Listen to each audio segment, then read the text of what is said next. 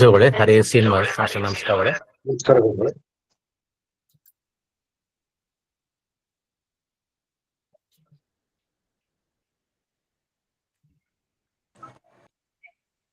ಸುಮತಿಭಿರನುಮೇದಂ ಶುಭ್ರಕಾಜಂ ಸಖಾಜಂ ಸುಖಮಜಮನಪಾಜಂ ಮುಕ್ತ್ಯುಪಾಜಂ ವಿಮಾಜಂ ಗ್ರಹಜಮಹಮಮೇಜಂ ಧೇಜಮಾಮ್ನಾಜಗೇಜಂ ಸದಜಮಸದಜೇಜಂ ಶ್ರೀಸಹಾಜಂ ಭಜೇಜಂ ಅಂಜನಾಸೂನು ಸಾನ್ನಿಧ್ಯಾತ್ ವಿಜಯೇನ ವಿರಾಜಿತಂ ಅಜಿತ ಪ್ರೀತಿಜನಕಂ ಭಜೇಹಂ ವಿಜಯಧ್ವಜಂ ತಪಸ್ವಾಧ್ಯಾಯ ಶುಶ್ರೂಷಾ ಕೃಷ್ಣ ಪೂಜಾರತಂ ಮುನಿಂ ವಿಶ್ವೇಶಮಿಷ್ಟದಂ ವಂದೇ ಪರಿಮ್ರಾಟ್ ಚಕ್ರವರ್ತಿನಂ. ಶ್ರೀ ಗುರುಭ್ಯೋ ನಮಃ. ಹರಿ ಓಂ. ಜನ್ಮಾದ್ಯಸ್ಯ ಯತೋನ್ಮಯಾದಿತರತಶ್ಚಾತ್ತೇಷ್ವವಿಘ್ನಸ್ವರಾಟ್ ತೇನೇ ಬ್ರಹ್ಮ ಹೃದಯ ಆದಿಕವಯೇ ಮುಖ್ಯಂತಿ ಯಂ ಸೂರಜಃ ತೇಜೋ ವಾರಿಮೃದಾಂ ಯಥಾ ವಿನಿಮಯೋ ಯತ್ರ ತ್ರಿಸರ್ಗೋ ಮೃಷಾ ಧಾಮ್ನಾ ಸ್ವೇನ ಸದಾ ನಿರಸ್ತಕುಹಕಂ ಸತ್ಯಂ ಪರಂ ಧೀಮಹಿ. ಓಂ ಸ್ವಸ್ತ್ಯಸ್ತು ಸತಾಂ ಅಶೇಷ ಸನ್ಮಂಗಲಾನಿ ಭವಂತು. ಸಮ್ಯಕ್ ಶ್ಲೋಕೈಕ ಶ್ರವಣ ಪಠನ ಮಾತ್ರೇಣ ವಕ್ತುಶ್ಚ ಶ್ರೋತॄಣಾಂ ನಿಖಿಲ ಕಲಿಕೃತ ಕಲ್ಮಷ ಅಪನೋದನ ಪಡುತ್ತಾರೆ. ಶ್ರೀಮದ್ ಭಾಗವತೆ ಮಹಾಪುರಾಣೆ ದ್ವಿತೀಯ ಸ್ಕಂಧೆ ನವಮಾಧ್ಯಾಯೇ ಅದ್ಯ ಕಥಾ ಅನುವಾದೆ ಸತಿ ಕಿಂಚಿತ್ ಪೂರ್ವ ಕಥಾನುವಾದ. ಇದುವರೆಗೆ ಬ್ರಹ್ಮದೇವರು ತಾವು ಸೃಷ್ಟಿಯನ್ನ ಮಾಡ್ಬೇಕು ಅಂತ ಅನ್ಕೊಂಡಿದ್ದಾರೆ. ಆದ್ರೆ ಸೃಷ್ಟಿ ಮಾಡ್ಲಿಕ್ಕೆ ಏನ್ ಜ್ಞಾನ ಬೇಕೋ ಆ ಜ್ಞಾನ ಅವ್ರಿಗಿಲ್ಲ. ಅದು ಒದಾಡ್ತಾ ಇದ್ದಾರೆ. ನಾನು ಸೃಷ್ಟಿ ಮಾಡ್ಬೇಕು ಅಂತ ಬಂದಿದ್ದೀನಿ, ಆದ್ರೆ ಹೇಗ್ ಮಾಡ್ಬೇಕು ಅಂತ ಅವ್ರಿಗೆ ಗೊತ್ತಾಗ್ತಾ ಇಲ್ಲ. ಆಗ ವಿಚಾರ ಮಾಡ್ತಾ ಕೂತಿದ್ರಂತೆ ಬ್ರಹ್ಮದೇವರು. ಆಗ ಅವ್ರಿಗೆ ಕಿವಿಗೆ ಒಂದು ಶಬ್ದ ಬೀಳತ್ತೆ ಕಿವಿಗೆ. ಅದೇನು ಅಂತ ಈಗ ಮುಂದೆ ವಿವರಿಸ್ತಾ ಹೋಗ್ತಾರೆ. 6ನೇಯ ಶ್ಲೋಕ. ಸಂಚಿಂತಯನ್ ತ್ವ್ಯಕ್ಷರಮೇಕದಾಂಭಸಿ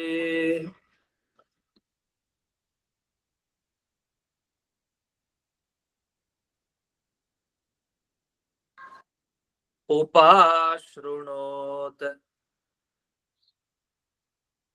ದ್ವಿರ್ಗದಿತಂ ವಚೋ ವಿಭುಃ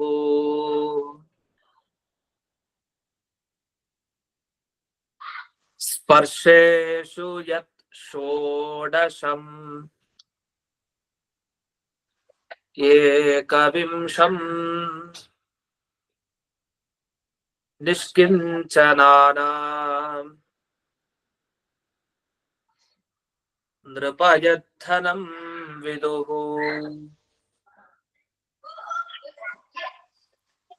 ನೃಪ ಅಂತ ಶುಕಾಚಾರ್ಯರು ಪರೀಕ್ಷಿತ್ ರಾಜನಿಗೆ ಹೇಳ್ತಾ ಇದ್ದಾರೆ. ರಾಜ ಕೇಳು, ಬ್ರಹ್ಮದೇವರಿಗೂ ತಾವು ಯೋಚನೆ ಮಾಡೋ ಪರಿಸ್ಥಿತಿ ಬಂತು. ವಿಭು ವಸ್ತುತಃ ಅವ್ರು ತುಂಬಾ ಶಕ್ತಿ ಇದೆ. ಆ ಶಕ್ತಿ ಇರೋರ್ನೇ ವಿಭು ಅಂತ ಕರೀತಾರೆ. ಆದ್ರೆ ಅಂತ ವಿಭುಗಳಾದ ಬ್ರಹ್ಮದೇವರು ಸಂಚಿಂತಯ ಬಹಳ ಯೋಚಿಸ್ತಾ ಇದ್ರಂತೆ. ಏನ್ ಯೋಚಿಸ್ತಾ ಇದ್ದಾರೆ? ಹೇಗಪ್ಪ ಸೃಷ್ಟಿ ಮಾಡೋದು ಎಲ್ಲವನ್ನ ಅಂತ ತಲೆ ಕೆಡಿಸ್ಕೊಂಡಿದ್ದಾರೆ. ಅದು ಎಲ್ಲಿದ್ದಾರೆ? ಅಂಡೋದಕಲ್ಲಿ ಇದಾರಂತೆ, ನೀರ್ನಲ್ಲಿದ್ದಾರೆ. ಆ ಅಂಡೋದಕದಲ್ಲಿ ಇದ್ದು ದೇವರನ್ನ ಬಿಟ್ಟು ಇನ್ಯಾವ್ದು ಬೇಡ ಅಂತ ಜ್ಞಾನಿಗಳಿರ್ತಾರಂತೆ. ಯೋಗಿಗಳು, ಮುನಿಗಳು, ಋಷಿಗಳು ಎಲ್ಲ ಇರ್ತಾರೆ. ಅಂದ್ರೆ ಅವ್ರು ಏನ್ ಮಾಡ್ತಾ ಇರ್ತಾರೆ? ಅವ್ರಿಗೆ ಈ ದುಡ್ಡು ಸಂಪಾದನೆ ಮಾಡ್ಬೇಕು ಅಂದ್ರೆ ಲೌಕಿಕವಾದದ್ರ ಬಗ್ಗೆ ಅಪೇಕ್ಷೆ ಇರಲ್ಲ. ಯಾರಿಗೆ ವೈರಾಗ್ಯ ಶಿಖಾಮಣಿಗಳಾದ ಋಷಿಗಳಿಗೆ, ಮುನಿಗಳಿಗೆ, ಇವ್ರಿಗೆಲ್ಲ ಅದ್ರ ಬಗ್ಗೆ ಅಪೇಕ್ಷೆ ಇಲ್ಲ. ಅವ್ರಿಗೆ ದೇವರನ್ನ ಬಿಟ್ಟು ಇನ್ಯಾವುದೂ ಬೇರೆ ಬೇಡ. ಆ ತರ ಯೋಗಿಗಳು, ಋಷಿಗಳೆಲ್ಲ ಇರ್ತಾರೆ. ಅವ್ರು ಹಾಗಾದ್ರೆ ದೇವರನ್ನ ಕುರಿತು ಏನ್ ಮಾಡ್ತಾ ಇರ್ತಾರೆ? ಆ ಏನ್ ಮಾಡ್ತಾ ಇರ್ತಾರಲ್ಲ, ನಿಜವಾಗಿ ಯೋಗಿಗಳಿಗೂ ಋಷಿಗಳಿಗೂ ಏನ್ ಸಂಪತ್ತು ಅಂತ ಇದೆಯಲ್ಲ, ಆ ಶಬ್ದವನ್ನ ಕೇಳಿದ್ರಂತೆ ಬ್ರಹ್ಮದೇವರು. ಹೀಗೊಂದು ಚಮತ್ಕಾರವಾಗಿ ಭಾಗವತದಲ್ಲಿ ಹೇಳ್ತಾರೆ. ಅವರು ಬ್ರಹ್ಮದೇವರು ಯೋಚನೆ ಮಾಡ್ತಾ ಇದ್ದಾಗ ಅವ್ರ ಕಿವಿಗೊಂದು ಶಬ್ದ ಬಂತು. ಆದ್ರೆ ಆ ಶಬ್ದ ಯಾವ್ದು ಅಂತ ನೇರ ಹೇಳಲ್ಲ. ಹೇಗ್ ಹೇಳ್ತಾರೆ ಅಂದ್ರೆ ಇಲ್ಲಿ ಒಗಟಾಗಿ ಹೇಳ್ತಾರೆ. ಅದೇನಿಲ್ಲ, ಯೋಗಿಗಳು, ಋಷಿಗಳೆಲ್ಲ ಎಲ್ಲಾ ಬಿಟ್ಟು ದೇವರನ್ನ ಕುರಿತು ಏನ್ ಮಾಡ್ತಾರಲ್ಲ ಅದರ ಬಗ್ಗೆ ಅವರು ಆ ಶಬ್ದವನ್ನ ಕೇಳಿದ್ರು. ಅದು ಕೂಡ ಯಾವ್ಯಾವ ಅಕ್ಷರ ಗೊತ್ತಾ ಅದ್ರಲ್ಲಿರೋದು ಆ ಶಬ್ದದಲ್ಲಿ ಅಂತ ಅದನ್ನು ಬಿಡಿಸ್ತಾರೆ. ಅದೇನು ದ್ವಿರ್ಗದಿತಂ ಅಂತ ಹೇಳ್ತಾರೆ. ಮತ್ತೆ ಆ ಶಬ್ದವನ್ನು 2 ಬಾರಿ ಕೇಳಿದ್ರಂತೆ ಬ್ರಹ್ಮದೇವರು. ಒಂದ್ಸಲಿ ಅಲ್ಲ 2 ಸಲಿ. ಈಗ ಯಾರೋ ನಾವು ಕೂತಿದ್ದಾಗ ಕೃಷ್ಣ ಕೃಷ್ಣ ಅಂತಂದ್ರೆ 2 ಸಲಿ ನಮಗ್ ಕೃಷ್ಣ ಶಬ್ದ ಕೇಳ್ತು. ರಾಮ ರಾಮ ಸರಿ ರಾಮ ರಾಮ ಕೇಳ್ತು. ಏನೋ ಯೋಚಿಸ್ತಾ ಇದ್ದ ಕಿವಿಗ್ ಶಬ್ದ ಬರುತ್ತೆ. ಬ್ರಹ್ಮದೇವರಿಗೆ ಆಗ ಶಬ್ದ ಬಂತಲ್ಲ, ಯಾರು ಹೇಳಿದ್ರು ಅಂತ ಆಶ್ಚರ್ಯ ನಮ್ಗೆ. ಯಾಕೆಂದ್ರೆ ಇನ್ನೂ ಸೃಷ್ಟಿ ಮಾಡ್ಬೇಕು ಅಂತ ಅವ್ರು ಅನ್ಕೊಂಡಿರೋದು. ಅಷ್ಟ್ರಲ್ಲಿ ಯಾರಿಂದಲೋ ಎಲ್ಲಿಂದಲೋ ಅವ್ರಿಗೆ ಶಬ್ದ ಬರ್ತಾ ಇದೆ. ಯಾವ ದಿಕ್ಕಿನಿಂದ ಯಾರು ಹೇಳಿದ್ರು ಏನೋ ಗೊತ್ತಿಲ್ಲ. ಶಬ್ದ ಅಂತೂ ಕಿವಿಗ್ ಬಿತ್ತು. ನೋಡ್ತಾರೆ ಯಾರು ಇಲ್ಲ, ಶಬ್ದ ಅಂತೂ ಕಿವಿಗ್ ಬೀಳ್ತಾ ಇದೆ. 2 ಅಕ್ಷರದ ಶಬ್ದ. ಅದು ಯೋಗಿಗಳಿಗೆ ಋಷಿಗಳಿಗೆ ಧನ, ಅದು ಸಂಪತ್ತು ಅವ್ರಿಗೆ, ನಮಗಲ್ಲ, ಅವರಿಗೆ ಸಂಪತ್ತದು. ಅದ್ ಯಾವ್ದು ಅಂದ್ರೆ ಸ್ಪರ್ಶೇಶು ಷೋಡಶಮೇಕ ವಿಂಶಂ, ಇದನ್ನ ಹೇಳ್ತಾರೆ ಸ್ಪರ್ಶಾಕ್ಷರ ಅಂತ. ಈ ಸ್ಪರ್ಶಾಕ್ಷರಗಳು ಅಂತಂದ್ರೆ ಯಾವ್ದು? ಈ ಸ್ಪರ್ಶಾಕ್ಷರ ಅಂತಂದ್ರೆ ಕಾಲಯೋ ಮಾವಸಾನಾಹ ಸ್ಪರ್ಶಾಹ ಅಂತ ಇಲ್ಲಿ ಟಿಪ್ಪಣಿಲೆಲ್ಲ ಬಿಡಿಸ್ತಾರೆ. ಈ ಕಾಲಯೋ ಮಾವಸಾನಾಹ ಸ್ಪರ್ಶಾಹ ಅನ್ನೋದಕ್ಕೆ ಏನರ್ಥ? ಈ ಸ್ಪರ್ಶಾಕ್ಷರ ಅಂದ್ರೆ ನಾವು ಉಚ್ಚಾರಣೆ ಮಾಡ್ಬೇಕಾದ್ರೆ ನಾಲಿಗೆ ಒಳಗಡೆ ಗಾಳಿ ಇರತ್ತಲ್ಲ, ಈ ನಾಭಿ ಹೊಕ್ಕಳೇನಿದೆ, ಹೊಕ್ಕಳಿನ ಕೆಳಭಾಗದಿಂದ ವಾಯು ಸಂಚಾರ ಶುರುವಾಗತ್ತೆ. ಅಲ್ಲಿಂದ ಅದು ಮೇಲಕ್ಕೆ ಕ್ರಮವಾಗಿ ನಮ್ಮ ಹೃದಯ ಅದು ಇದು ಎಲ್ಲ ಬರುತ್ತೆ, ಕುತ್ತಿಗೆ ತನಕ ಬರುತ್ತೆ. ಆ ಒಳಗಡೆ ಬಂದು ಆ ಕಿರುನಾಲಿಗೆಯನ್ನ ದಾಟಿ ಈ ನಾಲಿಗೆ ಸ್ಪರ್ಶ ಮಾಡ್ತಾ ಕೊನೆಗೆ ಹೊರಗಡೆ ಅಕ್ಷರಗಳೆಲ್ಲ ಬರುತ್ತೆ. ಇದು ವ್ಯಾಕರಣದಲ್ಲಿ ಬರುವಂತಹ ಪ್ರಕ್ರಿಯೆ. ಕೆಳಗಡೆಯಿಂದ ವಾಯುವಿನ ಸಂಚಾರದಿಂದಲೇ ಗಾಳಿ ಬಂದಾಗ್ರೆ ನಾವು ಮಾತಾಡ್ಬೇಕಾದ್ರೆ ಆಯಾಯ ಸ್ಥಾನಗಳಿಗೆ, ಅದು ನಮ್ಮ ಬಾಯಿ ಒಳಗಡೆ, ಅದು ಮೇಲಿನ ಸ್ಥಾನ ಆಗ್ಬೋದು, ಕೆಳಗಿನ ಸ್ಥಾನ ಆಗ್ಬೋದು, ಬಾಯಿಯ ಒಳಗಡೆ ಅಂತೂ ಆ ಕಿರುನಾಲ್ಗೆನ ದಾಟ್ಕೊಂಡು ಹೀಗ್ ಬರ್ತಾ ಯಾವ್ದೋ ಒಂದು ಶಬ್ದ ತಾನು ಹೊರಗ್ ಬರುತ್ತೆ. ಅದು ಆ ಸ್ಥಾನಗಳಿಗೆ ಹೊಡೆತ ಬಂದಾಗ ಹೊಡೆದು ಆ ಗಾಳಿಯ ಮುಖಾಂತರ ಒಂದು ಶಬ್ದ ಹೊರಗ್ ಬರುತ್ತೆ. ಈ ತರ ಇದೆ. ಅಲ್ಲಿ ಕೆಲವು ಅಕ್ಷರಗಳಿಗೆ ಹೆಸರನ್ನ ಇಡ್ತಾ ಹೋಗ್ತಾರೆ. ಈಗ ಅಕಾರ, ಇಕಾರ, ಉಕಾರ, ಋಕಾರ, ಇದಕ್ಕೆಲ್ಲ ಸ್ವರಾಕ್ಷರ ಅಂತ ನಾವು ಕರಿತೀವಿ. ಇದು ಬಹಳ ಪ್ರಸಿದ್ಧ. ವ್ಯಂಜನಾಕ್ಷರ ಅಂದ್ರೆ ನಮಗ್ ಗೊತ್ತು. ವರ್ಗೀಯ ವ್ಯಂಜನಾಕ್ಷರ, ಅವರ್ಗೀಯ ವ್ಯಂಜನಾಕ್ಷರ ಅಂತ ನಾವೆಲ್ಲ ಕನ್ನಡದಲ್ಲಿ ಕೇಳೇ ಇರ್ತೀವಿ. ವರ್ಗೀಯ ಅಂದ್ರೆ ಕ, ಖ, ಗ, ಘ ಇವೆಲ್ಲ. ಅಂದ್ರೆ ಅದಕ್ಕೆ ವರ್ಗ ಇದೆ, 5 5 ಅಂತ ಹೇಳಿ 25 ಅಕ್ಷರ. ಕ, ಖ, ಗ, ಘ, ಜ್ಞ, ಕವರ್ಗ, ಮತ್ತೆ ಚವರ್ಗ, ಟವರ್ಗ, ತವರ್ಗ, ಪವರ್ಗ, ಇಷ್ಟೆಲ್ಲ ಇದೆ ವರ್ಗ. ಒಟ್ಟು 25 ಅಕ್ಷರ. ಆಮೇಲೆ ಯಾರ, ಲಾಭ, ಶ, ಸಾಹ ಇವೆಲ್ಲ ಅವರ್ಗೀಯ.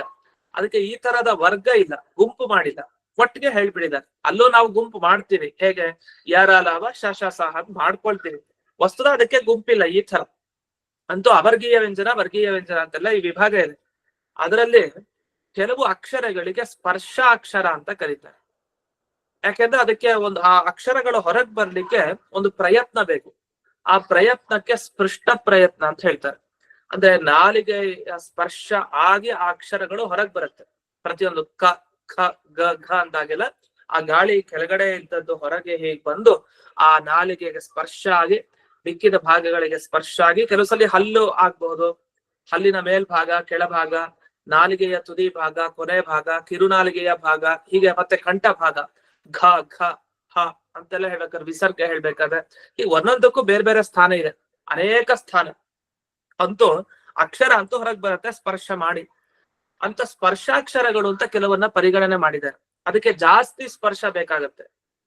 ಬೇರೆ ಅಕ್ಷರಗಳಿಗೆ ಹೋಲಿಸಿದಾಗ ಅದಕ್ಕೆ ಜಾಸ್ತಿ ಸ್ಪರ್ಶ ಬೇಕಾಗತ್ತೆ. ಆದ್ರಿಂದ ಅದಕ್ಕೆ ಸ್ಪರ್ಶಾಕ್ಷರ ಅಂತ. ಇಷ್ಟು ಅದರ ಒಂದು ಸರಳವಾದ ವಿವರಣೆ. ಅಂತ ಸ್ಪರ್ಶಾಕ್ಷರ ಏನಿದೆ ಇದು ಎಷ್ಟು ಅಂತಂದ್ರೆ, ಶಾಸ್ತ್ರದಲ್ಲಿ ಸ್ಪರ್ಶಾಕ್ಷರ ಅಂದ್ರೆ ಒಟ್ಟು 25 ಸ್ಪರ್ಶಾಕ್ಷರ ಅಂತ ಕರೀತಾರೆ. ಒಟ್ಟು 25. ಯಾವ್ದು 25? ನಮ್ಗೆ ಈಗಾಗ್ಲೇ ಗೊತ್ತಾಯ್ತು. ಯಾವ್ದು? ಕವರ್ಗ, ಚವರ್ಗ, ಟವರ್ಗ, ತವರ್ಗ, ಪವರ್ಗ. ಹೀಗೆ ಆಯಾಯ ವರ್ಗದಲ್ಲಿ ಒಂದೊಂದ್ರಲ್ಲೂ 5 ಅಕ್ಷರ ಇದೆ. ಒಟ್ಟು 25 ಅಕ್ಷರ ಇದೆ. ಇಲ್ಲೇನ್ ಹೇಳಿದ್ರು ಭಾಗವತದಲ್ಲಿ ಅಂದ್ರೆ, ಸ್ಪರ್ಶೇಶು ಯತ್ ಷೋಡಶಂ. ಷೋಡಶ ಅಂದ್ರೆ 16 ಅಂತ ಅರ್ಥ. ಪಂಚದಶ ಅಂದ್ರೆ 15, ಷೋಡಶ ಅಂದ್ರೆ 16.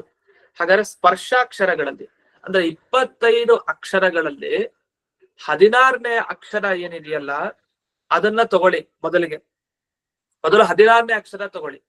ಯಾವುದು 16ನೇ ಅಕ್ಷರ? ಕವರ್ಗದಲ್ಲಿ 5, ಚವರ್ಗದಲ್ಲಿ 5, 10 ಆಯ್ತು. ಟವರ್ಗದಲ್ಲಿ 15 ಆಯ್ತು. ಹಾಗಾದ್ರೆ 16ನೇದು ಯಾವ್ದು ಶುರುವಾಗತ್ತೆ ಅಂದ್ರೆ ತವರ್ಗದ ಮೊದಲನೇ ಅಕ್ಷರ ಅಂದ್ರೆ ತಕಾರ ಶುರುವಾಗತ್ತೆ. ಹಾಗಾದ್ರೆ ಸ್ಪರ್ಶಾಕ್ಷರ ಅಂದ್ರೆ 25, 25ರಲ್ಲಿ 16ನೇ ಅಕ್ಷರ ಇದೆಯಲ್ಲ ಅದನ್ನ ಮೊದಲು ತಗೊಳ್ಳಿ, ಯಾವುದು ತ ಅಂತ.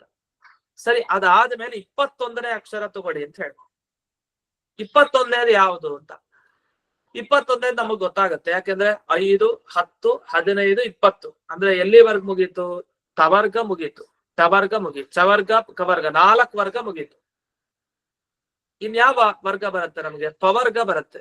ಆ ಪಕಾರ ಇದೆಯಲ್ಲ ಅದು 21ನೆಯ ಅಕ್ಷರ. ಹಾಗಾದ್ರೆ 16ನೇ ಅಕ್ಷರ ಮತ್ತೆ 21ನೇ ಅಕ್ಷರ ಸೇರಿಸಿದಾಗ ಏನಾಯ್ತು? ತ ಪ ಅಂತ ಆಯ್ತು. ಹಾಗಾದ್ರೆ ತಪ ಅಂತ ಆಯ್ತು. ಆ ತಪ ಅನ್ನೋ ಶಬ್ದವನ್ನ ಬ್ರಹ್ಮದೇವರು 2 ಬಾರಿ ಕೇಳ್ತಾರೆ ಅಂತ ಈ ಭಾಗವತದ ಪದ್ಯದಲ್ಲಿ ಹೇಳ್ತಾ ಇದ್ದಾರೆ. ಅವ್ರು ಸೃಷ್ಟಿ ಮಾಡಬೇಕು ಅಂತ ಅನ್ಕೊಂಡಿದ್ದಾರೆ, ಆದ್ರೆ ಗೊತ್ತಾಗ್ತಾ ಇಲ್ಲ. ಆಗ ಕೇಳೋಂತಹ ಶಬ್ದ ತಪ ತಪ ಅಂತ ಶಬ್ದ ಕೇಳ್ತಂತೆ. ತಪ ತಪ ಅಂದ್ರೆ ಏನರ್ಥ ಸಂಸ್ಕೃತದಲ್ಲಿ? ಋಷಿ ಮುನಿಗಳಿಗೆಲ್ಲ ತುಂಬಾ ಇಷ್ಟ. ಯಾವ್ದಿಷ್ಟ? ತಪಸ್ಸು ಅಂತ ಇಷ್ಟ. ಋಷಿ ಮುನಿಗಳೆಲ್ಲ ದೇವರನ್ನ ಕುರಿತು ನಮಗೆ ಯಾವ್ದು ಬೇಡ, ದೇವರನ್ನ ಕುರಿತು ನಮಗೆ ತಪಸ್ಸೇ ದೊಡ್ಡ ಸಂಪತ್ತು, ಅದೇ ನಮಗೆ ದೊಡ್ಡ ಧನ ಅಂತ ಯೋಚಿಸೋ ಅಂತ ತಪ ಅನ್ನೋ ಶಬ್ದ ಏನಿದೆಯಲ್ಲ, 2 ಅಕ್ಷರ ಹೊಂದಿರುವಂತ ಶಬ್ದ, ಅದನ್ನ ಬ್ರಹ್ಮದೇವರು 2 ಬಾರಿ ಯಾವ್ದೋ ದಿಕ್ಕಿನಿಂದ ಯಾರೋ ಹೇಳುತ್ತನ್ನ ಕೇಳ್ತಾರೆ. ಯಾಕಂದ್ರೆ ಮುಂದೆ ಯಾರು ಇಲ್ಲ, ಸೃಷ್ಟಿ ಇವರೇ ಮಾಡ್ಬೇಕಲ್ಲ, ಇನ್ನು ಯಾರು ಬಂದಿಲ್ಲ. ಹಾಗಾದ್ರೆ ತಪ ತಪ ಅಂತ ಹೀಗೆ ಅವರು ತಮ್ಮ ಕಿವಿಯಾರೆ ಶಬ್ದವನ್ನ ಕೇಳಿದ್ರು. ತಪ ತಪ ಅಂತ ಕೇಳಿದ ಮೇಲೆ ಇದಕ್ಕೆ ಏನ್ ಅರ್ಥ? ಎಲ್ಲ ಸರಿ, ಅವ್ರ ಶಬ್ದ ಕೇಳೋದು ಏನ್ ಕೇಳಿದ್ರು ಅನ್ಲಿಕ್ಕೆ ಇಷ್ಟು ವಿವರಣೆ ಆಯ್ತು. ಆದ್ರೆ ತಪ ತಪ ಅನ್ನೋದಕ್ಕೆ ಏನ್ ಅರ್ಥ ಅಂತ ಈಗ ಅದರ ಬಗ್ಗೆ ಸುಂದರವಾದ ವಿವರಣೆಯನ್ನು ಮುಂದಿನ ಶ್ಲೋಕದಲ್ಲಿ ಮಾಡ್ತಾ ಹೋಗ್ತಾರೆ. 7ನೆಯ ಶ್ಲೋಕ. ನಿಶಮ್ಯ ತತ್ ವಕ್ತ್ರದಿದೃಕ್ಷಯಾದಿಶೋ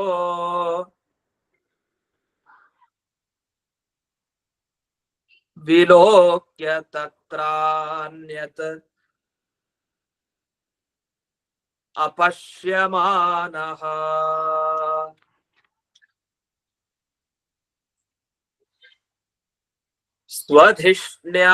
ಸ್ವಧಿಷ್ಣ್ಯಮಾಸ್ಥಾಯ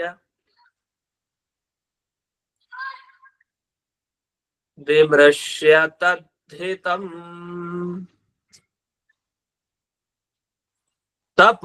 ತಪಸ್ಯುಪಾದಿಷ್ಟ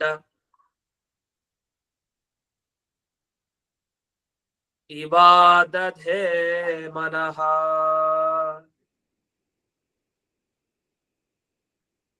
ಹೀಗೆ ತಪ ತಪ ಅಂತ ಹೇಳಿ 2 ಬಾರಿ ಶಬ್ದವನ್ನ ನಿಶಮ್ಯ ಕೇಳಿದ್ರು ಬ್ರಹ್ಮದೇವರು. ಅದ್ ಕೇಳಿದ್ಮೇಲೆ ಸಹಜವಾಗಿ ಏನ್ ಅನ್ಸತ್ತೆ? ನಾವು ಹೋಗ್ತಾ ಇದ್ದಾಗ ಯಾರೋ ಶಬ್ದ ಮಾಡಿದ್ರೆ ನಾವು ನೋಡ್ತೀವಿ, ಯಾರದು ಶಬ್ದ ಮಾಡಿದ್ದು ಅಂತ ಆಚೆ ಈಚೆ ನೋಡ್ತೀವಿ. ಬ್ರಹ್ಮದೇವರಿಗೂ ಆ ಕಿವಿಗ್ ಶಬ್ದ ಬಿದ್ದಾಗ ಯಾರಿದು ತಪ ತಪ ಅಂದ್ರು ಅಂತ ಹೇಳಿ ತಾವ್ ಆಚೆ ಈಚೆ ನೋಡ್ತಾರೆ. ಯಾಕೆ ಏನೋ ಯೋಚನೆ ಮಾಡ್ತಾ ಇದ್ರು, ಅದಕ್ಕೆ ತಕ್ಷಣ ಸಡನ್ ಆಗಿ ಉತ್ತರ ಬಂತಲ್ಲ, ತಪ ತಪ ಅಂತ ಉತ್ತರ ಬಂತು. ಅದು ಅಶರೀರವಾಣಿ ಆದ ಹಾಗೆ. ಎಲ್ಲೋ ನಾವು ಹೋಗ್ತಾ ಇದ್ರೆ ದಿಢೀರ್ ಅಂತ ಎಲ್ಲೋ ಗಾಳಿಯಿಂದ ಶಬ್ದ ಬಂದ್ರೆ ನಮ್ಗೆ ಗಾಳಿಯ ಮುಖಾಂತರ ಹಾಗೆ ಶಬ್ದ ಬಂದಾಗ ಸಹಜವಾಗಿ ಅವ್ರಿಗೆ ಜಿಜ್ಞಾಸೆ, ಯಾರು ಹೇಳಿದ್ದೀವಿ ಶಬ್ದನ ಅಂತ ಆಚೆ ಈಚೆ ಬ್ರಹ್ಮದೇವರು ನೋಡ್ತಾ ಇದ್ದಾರೆ. ದಿಶೋ ವಿಲೋಕ್ಯ, ಸುತ್ತಲೂ ಮುತ್ತು ಎಲ್ಲಾ ಕಡೆ ನೋಡ್ತಾ ಇದ್ದಾರೆ. ಮೇಲ್ ನೋಡಿದ್ರು ಪಕ್ಕ ಪೂರ್ವ ದಿಕ್ಕಾಯ್ತು, ಪಶ್ಚಿಮ ದಿಕ್ಕಾಯ್ತು, ಎಲ್ಲಾ ದಿಕ್ಕುಗಳೆಲ್ಲ ಆಯ್ತು. ತಿರುಗಿ ಎಲ್ಲಾ ಕಡೆ ನೋಡ್ತಾರೆ.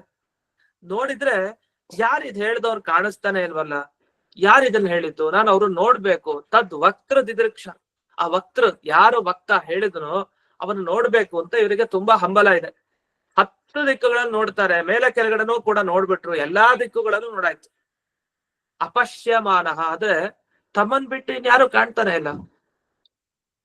ತಮಗೇನ್ ಭ್ರಮೆ ಇಲ್ಲ ನಾನು ಹೇಳಿದೆ ಅಂತ, ಅವ್ರಿಗೆ ಗೊತ್ತು ಚೆನ್ನಾಗಿ, ತಾವು ಸುಮ್ನೆ ಇದ್ದಾಗಲೇ ಕೇಳಿ ಶಬ್ದ ಇದು. ಆದ್ರೆ ಯಾರು ಸುತ್ತಲೂ ಮುತ್ತಲು ಕಾಣ್ತಾ ಇಲ್ಲ. ಅವಾಗ ಏನ್ ಮಾಡ್ತಾರೆ ಬ್ರಹ್ಮದೇವರು? ಸ್ವಧಿಷ್ಣ್ಯಮಾಸ್ಥಾಯ, ಎಲ್ಲಾ ಕಡೆ ಸಂಚಾರ ಮಾಡಿ ಮಾಮೂಲಿ ತಮ್ಮ ಸ್ಥಾನಕ್ಕೆ ಬರ್ತಾರಂತೆ. ತಮ್ಮ ಕಮಲ ಇದೆಯಲ್ಲ, ತಾವು ಎಲ್ಲಿಂದ ಹೊರಗ್ ಬಂದ್ರಲ್ಲ ಆ ನಾಭಿ ಕಮಲದ ಹೊರಗಡೆ, ಆ ಕಮಲಕ್ಕೆ ಬಂದ್ ಕೂತ್ರಂತೆ. ಕೂತ್ಕೊಂಡು ಇದೇ ನನಗೆ ಶ್ರೇಷ್ಠ, ನನ್ ಸ್ಥಾನದಲ್ಲಿ ನಾನು ಇರ್ತೀನಿ, ಯಾಕೋ ಯಾರು ಕೇಳಿಸ್ತಿಲ್ಲ, ಯಾರು ಕಾಣಿಸ್ತಾ ಇಲ್ಲ, ಎಲ್ಲಿಂದ ಬಂತಿ ಮಾತು ಅಂತ ಹೇಳಿ ಸುತ್ತಮುತ್ತ ನೋಡ್ಕೊಂಡ್ ಬಂದು ಅವ್ರ ಪಾಡಿಗೆ ತಮ್ಮ ಸ್ಥಾನದಲ್ಲಿ ಕೂತ್ಕೊಂಡ್ರಂತೆ. ಕೂತ್ಕೊಂಡು ಇದೇ ಸರಿ ಇದೆ ವಿಮರ್ಶ್ಯ. ಆಮೇಲೆ ವಿಚಾರ ಮಾಡಿದ್ರಂತೆ. ಯಾಕೆಂದ್ರೆ ನನಗೆ ಈ ವ್ಯಕ್ತಿ ಯಾರೋ ಒಬ್ಬ ನನಗೆ ಸೂಚನೆ ಕೊಡ್ತಾ ಇದ್ದಾನೆ. ಏನಂತ?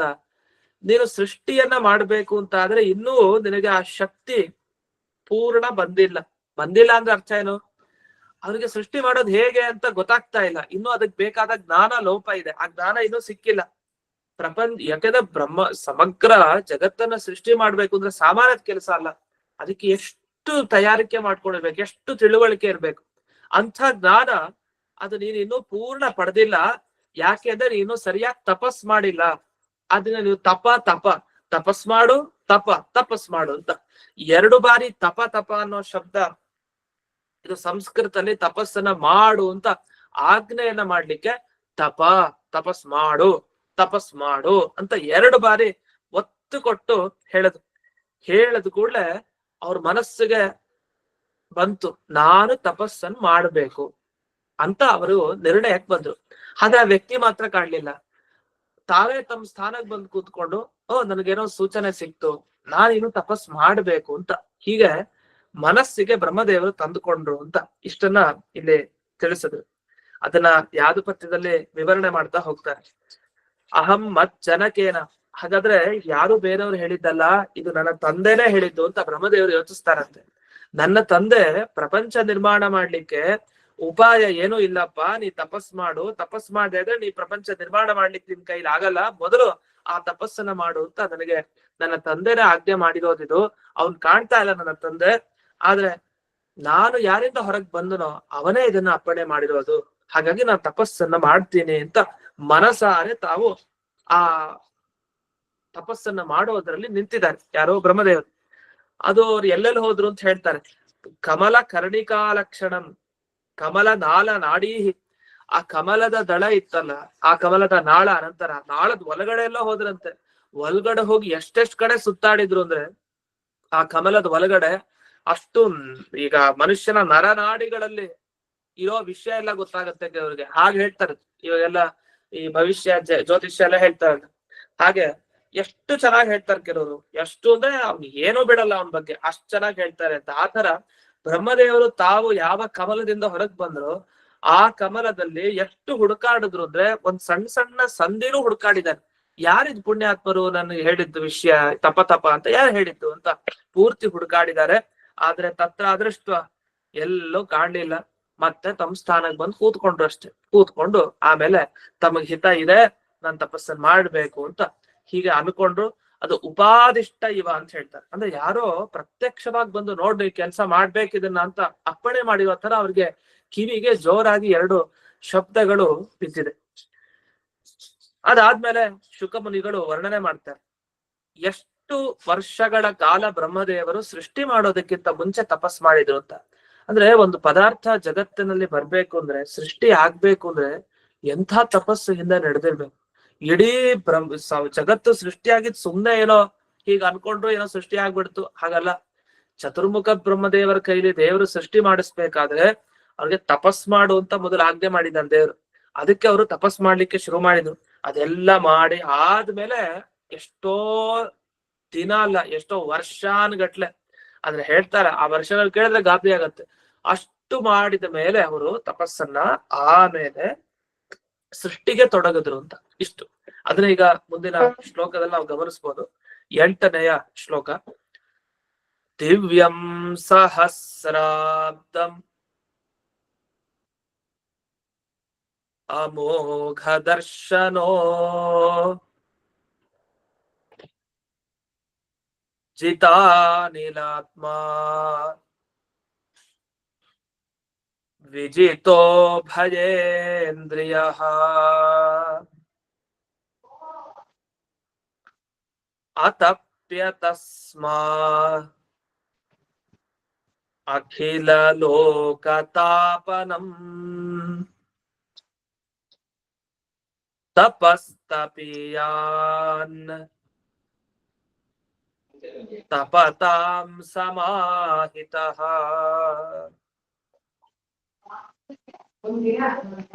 ಇಲ್ಲಿ ಅನೇಕ ಶಬ್ದಗಳನ್ನ ಕೇಳ್ತೀವಿ. ಒಂದು ತಾಪನ, ತಪಃ, ತಪೀಯಾನ್, ತಪತ, ಹೀಗೆ 4 ಶಬ್ದ ತಪ ಅನ್ನೋ ಶಬ್ದಕ್ಕೆ ಸಂಬಂಧಪಟ್ಟ ಹಾಗೆ ಕೇಳ್ತೀವಿ.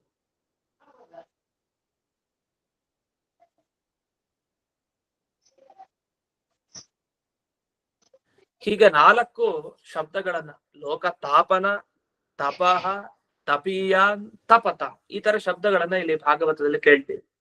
ಇದಕ್ಕೆ ಏನರ್ಥ ಅಂತ ನೋಡೋಣ. ಅಮೋಘ ದರ್ಶನ, ಈ ಬ್ರಹ್ಮದೇವರು ತಪಸ್ಸನ್ನು ಮಾಡಿದ್ರಲ್ಲ, ಎಷ್ಟು ಕಾಲ ಮಾಡಿದ್ರು ಅಂದ್ರೆ ದಿವ್ಯ ಸಹಸ್ರಾಬ್ದ ಅಂತ ಹೇಳ್ತಾರೆ. ಅಂದ್ರೆ ದೇವಮಾನದ ಪ್ರಕಾರ 1000 ವರ್ಷ ತಪಸ್ ಮಾಡಿದ್ದಾರೆ. ಎಷ್ಟು ತುಂಬಾ ಜಾಸ್ತಿ ಆಗೋದು. ದೇವಮಾನದ ಪ್ರಕಾರ 1000 ವರ್ಷ ತಪಸ್ಸು ಅಂದ್ರೆ ಎಷ್ಟು ಪೇಶನ್ಸ್ ಇರ್ಬೇಕು ಯಾರು ಬ್ರಹ್ಮದೇವರಿಗೆ. ಅಷ್ಟು ವರ್ಷಗಳ ಕಾಲ 2 ಶಬ್ದ ಕೇಳಿದ್ದಕ್ಕೆ ತಪಸ್ ಮಾಡ್ಲಿಕ್ಕೆ ಕೂತಿದ್ದಾರೆ. ಅಷ್ಟು ವರ್ಷ ತಪಸ್ ಮಾಡಿದ್ರು. ಎಂಥ ತಪಸ್ಸದು ಅಂತ. ಅದಕ್ಕೆ ಅವ್ರನ್ನ ತಪತಾಂ ತಪೀಯಾನ್ ಅಂತ ಹೇಳ್ತಾರೆ.